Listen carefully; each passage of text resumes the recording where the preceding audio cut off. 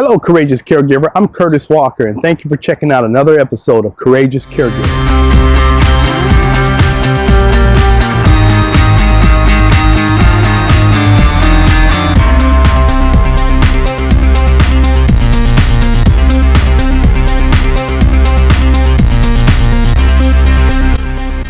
Have you ever experienced in life a situation where you got distracted? The things that you were supposed to be focusing on became a blur to you, or just downright, life in general got confusing to you.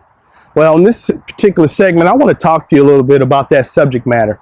Now, I'm always coming at you from a perspective of being a caregiver, but I also want to look at the person being a well-rounded being. So as I started going through my studies and discovery of interacting with other caregivers, I interviewed a lot of people, and something kept coming up in as far as surfacing when it came to the relationship of a caregiver and the person receiving and the person who's sick that you're having to care for. And that is, well, there's 4 elements involved with the care process.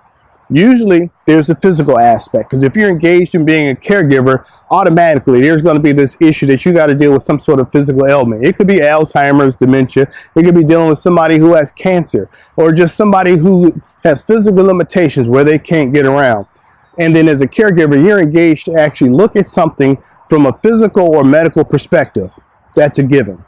The other aspect I found that people have or struggle with is dealing with things from a financial point of view. When it comes to caring for someone, they either have the financial resources to take care of their own needs, or then you have to find ways to tap into other financial resources to cover the needs. And in some cases, I found that caregivers have to dig deep into their own pockets. That's a struggle right there too. Then there's the other issue of the legal aspect. Now, when it comes to caregivers, you got to go through working on getting legal power of attorney. You have to get conservatorship. You have to get guardianship, or whatever other legal documents you have to use to take care of the needs of your loved one. But one common thing that I've found that to be a struggle with a lot of caregivers, and it comes down to the relationship. As a caregiver, this is the most vital part that you have to deal with and address. As a caregiver, you're probably caring for somebody you are near and dear. It could be your parent, it could be a child, it could be your spouse, it could be somebody that's just close to you. So you were called emotionally to engage into the position of having to care for that person. But that's one of the greatest areas that I see a lot of people struggle with. So as a caregiver, I encourage people to engage more energy, more effort, and more ability into your relationship that you have with your loved one.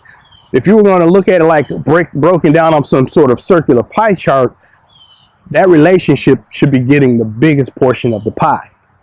So I wanted to lay this thought down to you so to help you kind of realign your focus and keep making the main thing, the relationship. So hopefully this episode has helped you, and I look forward to seeing you on our next segment. Hey caregivers, thank you for checking out this video. I hope you found something in this video segment that gave you a little bit of encouragement, enriched your spirit, and just more so got you fired up about your role that you play as a caregiver. One of the best things that you can do to help me out, as well as allow me to help you out, is for you to, if you're checking this out on my website, looking at this through YouTube, hearing about this via Twitter, or you're finding this out on any forms of podcasts that I have out there, I would love for you to leave comments. Or also, if there's some way you can rate it, please give me the highest rating possible. Those comments and those ratings, this enables other people to discover this wealth of resources that are being made available to you. So I'm helping you, so you please help me help other people. I want to get this word out there far and wide, get people equipped and help people to have the tools they need to be effective caregivers. So thank you for checking this out, and I look forward to seeing you soon.